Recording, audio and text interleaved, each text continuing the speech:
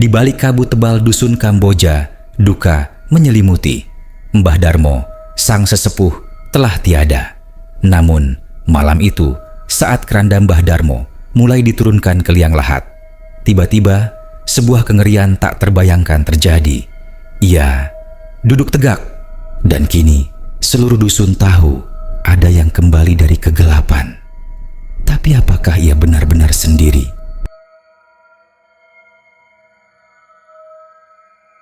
Dusun Kamboja, sebuah permukiman kecil yang tersembunyi di balik rimbunnya hutan jati, diselimuti kabut duka.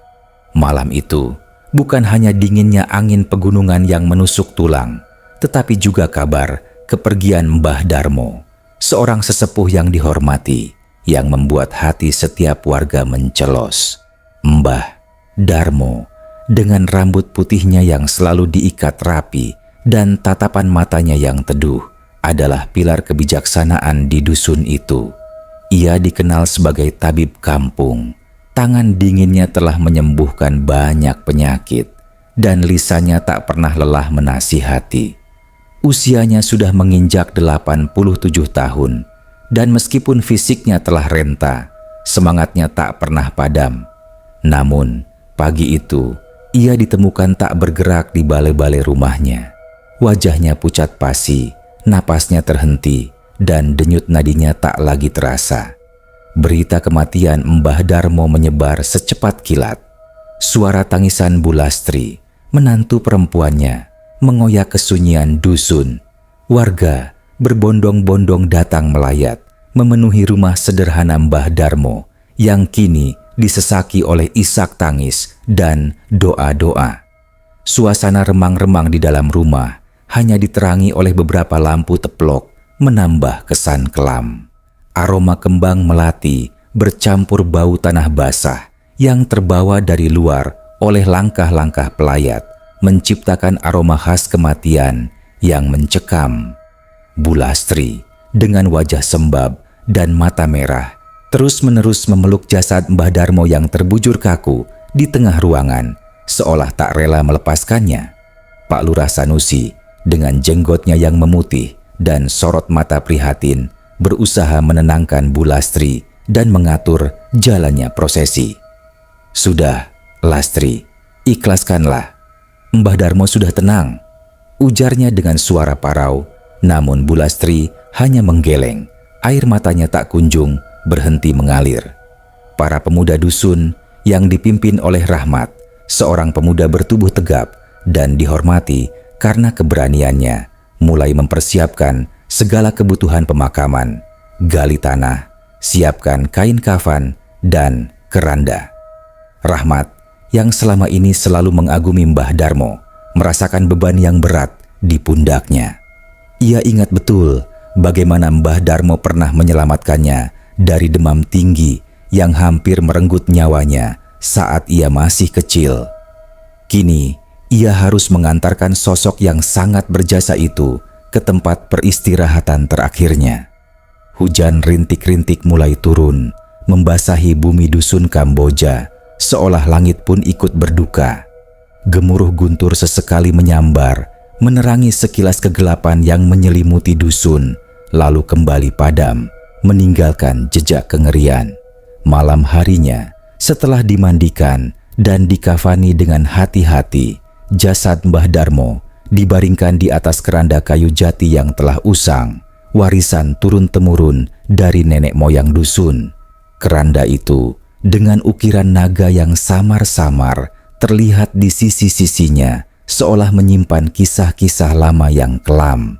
Beberapa warga tua yang dihormati karena pengetahuan mereka tentang adat istiadat mulai membacakan doa-doa tahlil. Suara mereka menggema pelan di seluruh penjuru rumah. Lilin-lilin kecil diletakkan di sekeliling keranda. Nyalanya berkedip-kedip, menciptakan bayangan-bayangan menari di dinding, menambah kesan mistis. Pak Karta, seorang sesepuh lain yang dikenal dengan kisah-kisah seramnya, duduk di pojok ruangan. Matanya menerawang jauh, seolah melihat sesuatu yang tak kasat mata. "Jangan pernah sepelekan kematian," bisiknya pada pemuda di sampingnya. Suaranya nyaris tak terdengar, namun cukup membuat bulu kuduk berdiri. Prosesi tahlil berlangsung hingga menjelang tengah malam. Kelelahan dan kesedihan terpancar jelas di wajah-wajah warga. Namun, tak seorang pun beranjak. Mereka ingin mengantarkan Mbah Darmo dengan penghormatan terakhir. Di luar, hujan semakin deras, disertai angin kencang yang menderu, seolah alam pun sedang bergejolak. Suara gemuruh sungai di kejauhan terdengar lebih jelas dari biasanya, menambah nuansa suram. Beberapa kali, listrik padam membuat ruangan gelap gulita dan hanya diterangi cahaya lilin yang goyah. Dalam kegelapan itu, setiap bayangan tampak bergerak, setiap suara angin terdengar seperti bisikan, dan setiap ketukan pintu seolah langkah kaki tak berwujud. Ketakutan samar mulai merayap di benak beberapa orang, meskipun mereka berusaha menepisnya. Mereka tahu, di dusun Kamboja, batas antara yang hidup dan yang mati seringkali begitu tipis, kabur, seperti kabut pagi yang menyelimuti perkampungan. Rasa tidak nyaman yang samar-samar ini adalah awal dari teror yang akan segera mereka alami. Pagi yang dingin dan lembab menyambut dusun Kamboja. Kabut tebal masih menggantung rendah di antara pepohonan, membuat jarak pandang terbatas dan menambah kesan muram. Warga telah berkumpul kembali di rumah duka Mbah Darmo, menyiapkan diri untuk prosesi pemakaman. Beberapa ibu-ibu menyiapkan hidangan sederhana untuk para pelayat, sementara para pria membantu mengangkat keranda. Rahmat bersama dengan 4 pemuda lainnya, Budi, Arif, Joko, dan Tony, telah ditunjuk untuk menggotong keranda Mbah Darmo. Mereka semua merasakan beban yang bukan hanya fisik, tetapi juga emosional. Ada semacam aura berat yang menyelimuti keranda itu, seolah energi terakhir Mbah Darmo masih melekat erat padanya. Sebelum berangkat, Pak Lurah Sanusi memimpin doa singkat, memohon kelancaran dan keselamatan. Suara Pak Lurah terdengar parau, menyiratkan kesedihan yang mendalam. Semoga arwah Mbah Darmo diterima di sisinya, dilapangkan kuburnya, dan diampuni segala dosanya. Ucapnya diikuti amin yang serempak dari seluruh hadirin. Setelah doa usai, Rahmat dan teman-temannya mengangkat keranda dengan hati-hati. Keranda itu terasa lebih berat dari yang mereka duga. Meskipun tubuh Mbah Darmo sudah tua dan kurus, mereka berempat mengangkat keranda di pundak mereka dan mulai berjalan pelan, membelah kabut tebal yang menyelimuti jalan setapak menuju pemakaman umum dusun. Di belakang mereka, ratusan warga mengikuti, membentuk barisan panjang yang bergerak lambat, seperti bayangan-bayangan yang menari dalam kegelapan. Suasana hening, hanya terdengar derap langkah kaki dan suara isak tangis Bu Lastri yang samar-samar. Perjalanan menuju pemakaman cukup jauh, melintasi jalan setapak yang licin karena sisa hujan semalam. Pepohonan di sisi jalan tampak seperti siluet raksasa yang mengawasi. Dahan-dahannya yang telanjang bergoyang pelan ditiup angin, seolah berbisik-bisik, menambah kesan angker. Rahmat merasakan hawa dingin yang menusuk tulang, bukan hanya karena cuaca, tetapi juga semacam aura tidak nyaman yang mengelilingi mereka. Sesekali, ia melirik ke arah keranda di pundaknya. Kain kafan putih yang membungkus Mbah Darmo tampak begitu bersih dan kontras dengan kegelapan di sekitarnya. Wajah Mbah Darmo, meskipun tak terlihat, seolah-olah membayangi pikirannya. Ada sesuatu yang janggal, sebuah perasaan aneh yang tak bisa ia jelaskan, namun terus mengganggu. Ketika mereka melewati sebuah pohon beringin tua yang konon dihuni makhluk tak kasat mata, angin tiba-tiba berembus kencang, menggoyangkan dahan-dahan pohon dengan kuat. Daun-daun kering berjatuhan, menciptakan suara gemerisik yang menyerupai bisikan. Beberapa warga terkesiap dan langkah mereka melambat. Pak Karta yang berjalan di barisan depan tiba-tiba berhenti dan menatap pohon beringin itu dengan mata menyipit. "Jangan diganggu," bisiknya pelan. lebih kepada dirinya sendiri, namun suaranya terdengar jelas oleh Rahmat dan teman-temannya. Sebuah bulu kuduk merinding menjalar di punggung Rahmat. Ia tahu di dusun ini legenda dan kepercayaan terhadap hal-hal mistis sangatlah kuat. Mereka melanjutkan perjalanan, namun aura ketegangan semakin terasa. Semakin dekat dengan pemakaman, suasana semakin mencekam. Area pemakaman dusun Kamboja terletak di sebuah bukit kecil, dikelilingi oleh semak belukar yang rimbun dan beberapa pohon Kamboja tua yang bunganya berwarna putih dan merah muda. Namun, di pagi yang kelabu ini, bunga-bunga itu tampak seperti tetesan darah yang membeku. Kuburan-kuburan lama yang tak terawat terlihat samar-samar di antara rumput tinggi, batu nisan yang miring, dan lumutan memberikan kesan kesendirian dan keterasingan. Para penggali kubur yang telah menunggu sejak pagi telah selesai membuat liang lahat. Kedalamannya cukup dan tanahnya tampak gembur. Namun, ada sesuatu yang berbeda di sana. Hawa dingin yang tidak biasa menyelimuti area pemakaman, seolah bukan hanya hawa pagi, tetapi juga aura dari dunia lain. Seekor gagak hitam hinggap di salah satu batu nisan, matanya menatap tajam ke arah rombongan. Suaranya yang serak dan melengking memecah keheningan, menciptakan atmosfer yang semakin mencekam.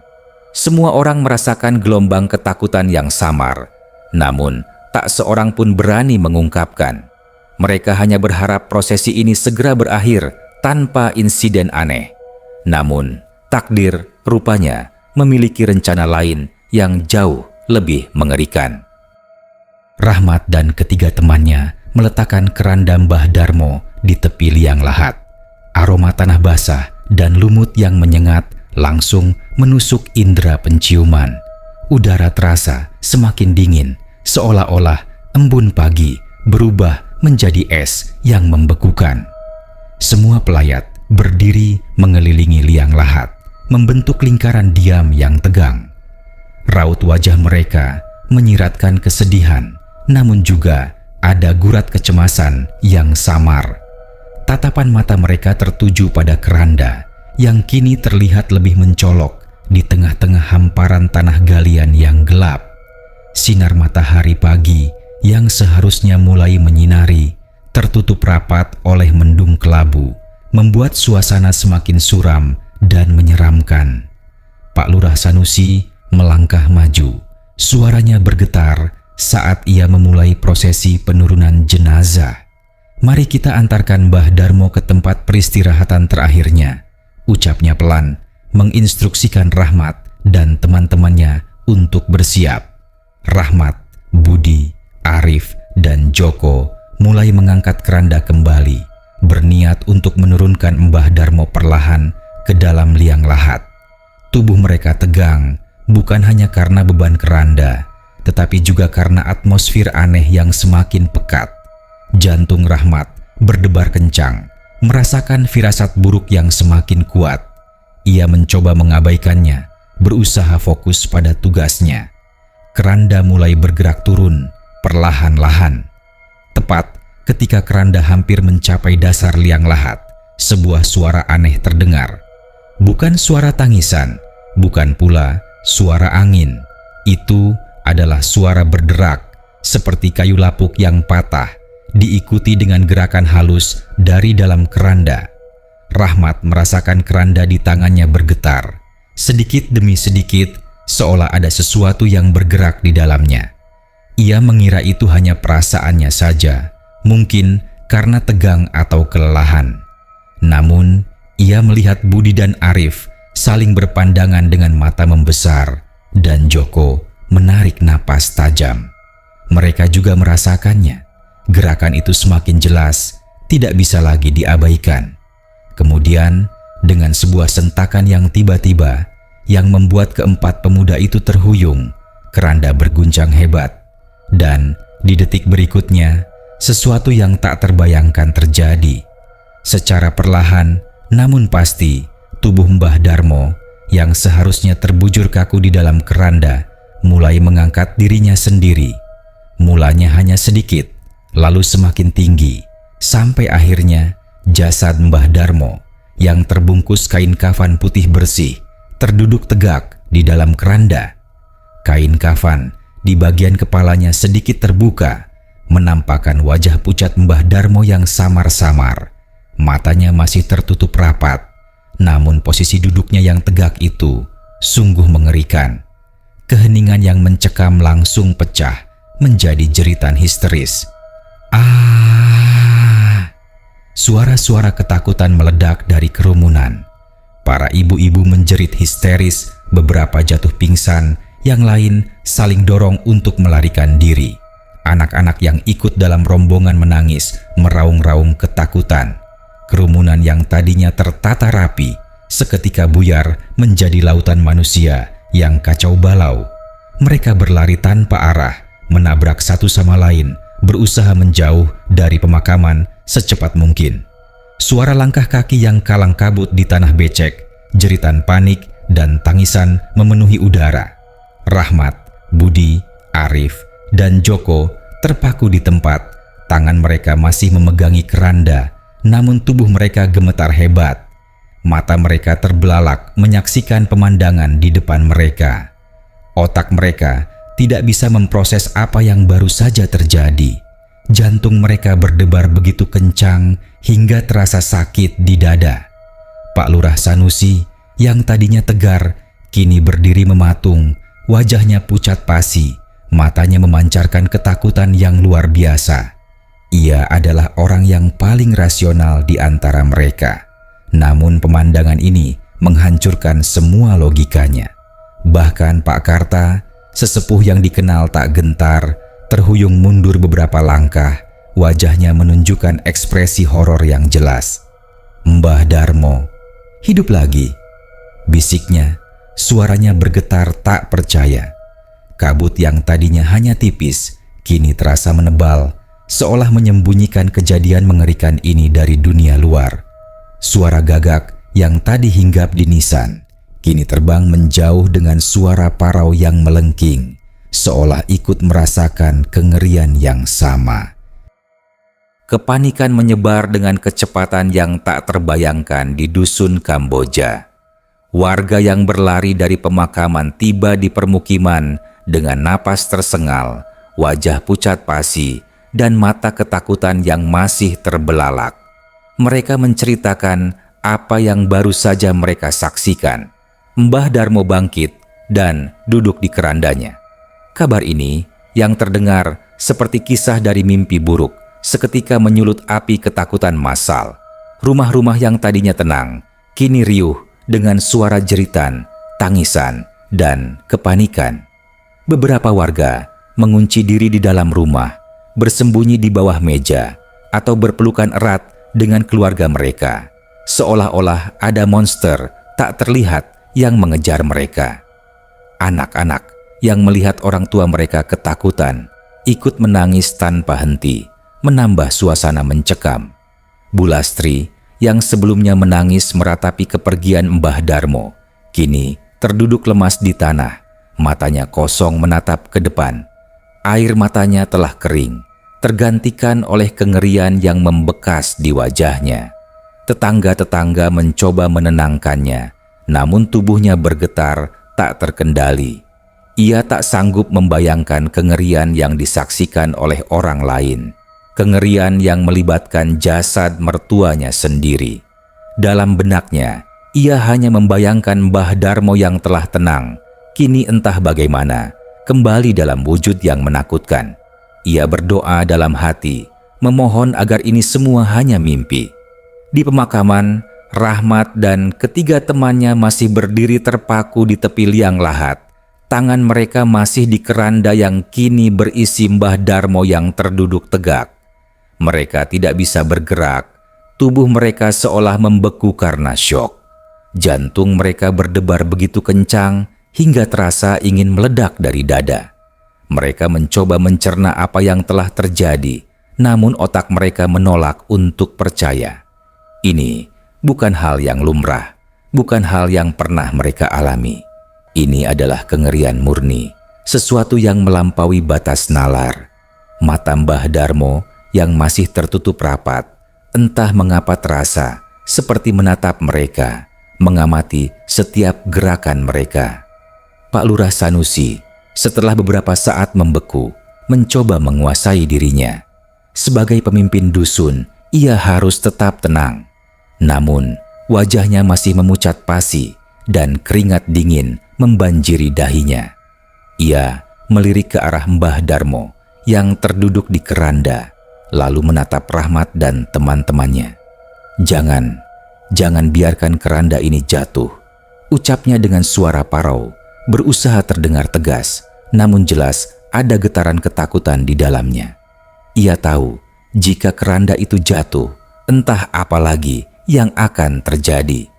Ketakutan akan hal yang tidak diketahui adalah yang paling menakutkan. Perlahan, dengan tangan gemetar, Rahmat mencoba menjauhkan tangannya dari keranda. Ia takut. Ia benar-benar takut. Apa yang akan mereka lakukan? Apakah Mbah Darmo benar-benar hidup lagi? Atau ini adalah kutukan? Ribuan pertanyaan berkelebatan di benaknya. Namun, tak ada satupun jawaban yang muncul. Tiba-tiba, suara batuk pelan terdengar dari dalam keranda. Suara itu begitu samar, namun cukup untuk membuat darah Rahmat mengering. Batuk itu diikuti dengan desahan napas yang panjang, seperti seseorang yang baru saja bangun dari tidur yang sangat panjang dan lelap. Pak Lurah Sanusi yang mendengar suara itu sontak mundur beberapa langkah. Matanya terbelalak. Mbah Darmo, dia bernapas? Bisiknya, tak percaya dengan apa yang didengarnya. Rahmat dan teman-temannya saling pandang. Wajah mereka sama-sama pucat pasi. Ketakutan mereka mencapai puncaknya. Mereka ingin lari, ingin menjauh dari tempat terkutuk ini. Namun kaki mereka seolah terpaku di tanah. Aura mistis yang menyelimuti pemakaman semakin kuat, seolah ada energi tak kasat mata yang mengikat mereka. Gagak-gagak hitam yang tadi terbang menjauh, kini kembali berputar-putar di atas pohon Kamboja. Suara lengkingan mereka seolah menjadi lagu pengantar bagi kengerian yang belum usai. Mereka semua tahu, ini bukanlah kematian biasa, dan ini bukanlah kebangkitan biasa. Ini adalah sesuatu yang jauh lebih gelap, sesuatu yang akan menghantui pikiran mereka seumur hidup. Kepanikan di dusun Kamboja belum mereda. Bahkan setelah Pak Lurah Sanusi dengan sisa keberaniannya berhasil mengumpulkan Rahmat dan beberapa pemuda lainnya untuk membawa kembali keranda Mbah Darmo dari pemakaman, suasana di permukiman masih diselimuti ketakutan. Keranda itu kini diletakkan di tengah balai desa, di bawah pengawasan ketat beberapa warga yang masih berani mendekat. Mbah Darmo masih terduduk tegak di dalamnya, wajahnya tertutup kain kafan. Namun, desahan napasnya yang samar kini terdengar lebih jelas. Suara batuk sesekali masih terdengar, membuat setiap orang yang mendengarnya merinding. Pak Lurah Sanusi setelah mencoba menenangkan warga, memanggil beberapa sesepuh dusun, termasuk Pak Karta, untuk bermusyawarah. Mereka duduk melingkar di salah satu sudut balai desa. Bisikan-bisikan ketakutan masih terdengar di antara mereka. Rahmat dan teman-temannya yang masih syok hanya bisa terdiam di kursi. Mata mereka terus-menerus tertuju pada keranda. "Apa yang sebenarnya terjadi?" tanya Pak Lurah. Suaranya pelan, lebih seperti pertanyaan pada dirinya sendiri. Pak Karta yang sejak awal merasa ada kejanggalan, kini menghela napas panjang. Matanya menerawang jauh, seolah mencari jawaban dari ingatan masa lalu. "Ada satu kemungkinan," ucapnya. Suaranya nyaris berbisik, namun berhasil menarik perhatian semua orang. Kisah-kisah lama menyebutkan tentang mati suri. Sebuah kondisi di mana seseorang terlihat mati, namun jiwanya belum sepenuhnya pergi dari raga. Terkadang mereka bisa kembali, bangun dari kematian palsu itu. Seluruh ruangan hening. Mati suri? Sebuah istilah yang sering mereka dengar dalam dongeng atau cerita rakyat. namun tak pernah terpikirkan akan terjadi di depan mata mereka. Pak Lurah Sanusi menatap Pak Karta dengan tatapan tak percaya. Tapi bagaimana bisa? Mbah Darmo sudah diperiksa, sudah dinyatakan meninggal oleh Mantri Kesehatan, ujarnya. Suaranya dipenuhi keraguan. Mantri Kesehatan dari kota memang sempat datang dan menyatakan Mbah Darmo telah tiada berdasarkan pemeriksaan standar. Pak Karta mengangguk. Itulah yang membuat mati suri begitu mengerikan. Tanda-tanda kematiannya sangat mirip. Denyut nadi tidak terasa, napas terhenti, tubuh dingin. Namun ada perbedaan kecil yang sering terlewatkan. Mungkin ada sesuatu yang menghambat aliran darah atau saraf Mbah Darmo saat itu. Atau mungkin jiwanya hanya tertidur sangat lelap, terjebak di antara dua dunia. Ia berhenti sejenak, menatap keranda yang berisi Mbah Darmo, lalu melanjutkan. Hanya ada satu cara untuk membuktikannya. Dengan ragu, Pak Lurah Sanusi mendekati keranda. Rahmat dan teman-temannya ikut mendekat. Jantung mereka berdebar tak karuan. Dengan tangan gemetar, Pak Lurah perlahan-lahan menyingkapkan kain kafan di wajah Mbah Darmo. Mata Mbah Darmo masih tertutup rapat, namun bibirnya bergerak-gerak samar, seperti mencoba mengucapkan sesuatu. Lalu, secara perlahan, kelopak mata Mbah Darmo mulai berkedut. Semua orang menahan napas. Ketegangan di ruangan itu mencapai puncaknya. Lalu, perlahan tapi pasti, mata Mbah Darmo terbuka. Mata tua itu, yang tadinya terlihat kosong dan tak bernyawa, kini menatap sekeliling dengan pandangan bingung, seolah baru saja terbangun dari mimpi panjang yang membingungkan. Ia berkedip beberapa kali, mencoba menyesuaikan diri dengan cahaya redup di balai desa. Sebuah napas panjang keluar dari mulutnya, diikuti batuk yang lebih keras dari sebelumnya. Mbah Darmo? Bisik Bu Lastri yang baru saja datang dan melihat pemandangan ini. Suaranya nyaris tak terdengar. Ia tidak tahu harus merasa takut atau lega. Mbah Darmo menatap Bu Lastri, lalu menatap Pak Lurah, dan kemudian menatap Rahmat dan teman-temannya. Sebuah senyuman tipis, sangat tipis, terbentuk di bibirnya yang pucat. Air, aku haus. Suaranya serak, sangat pelan, namun jelas terdengar. Kata-kata itu yang seharusnya melegakan, justru membuat bulu kuduk semua orang merinding. Mereka baru saja menyaksikan orang yang mereka yakini telah meninggal dunia, kini berbicara di depan mata mereka. Ini bukan hantu, ini adalah Mbah Darmo, hidup. Rasa takut bercampur dengan kebingungan dan sedikit kelegaan yang aneh. Namun, pertanyaan besar masih menggantung di udara. Mengapa ini bisa terjadi? Bagaimana Mbah Darmo bisa kembali dari kematian itu? Misteri ini masih jauh dari terungkap. Kabar tentang Mbah Darmo yang kembali hidup menyebar dengan cepat ke seluruh dusun Kamboja, bahkan ke desa-desa tetangga. Tidak ada lagi kepanikan massal, namun digantikan oleh rasa takjub, kebingungan, dan sedikit ketakutan yang tersisa. Mbah Darmo, setelah diberi air hangat dan bubur, perlahan-lahan mulai pulih.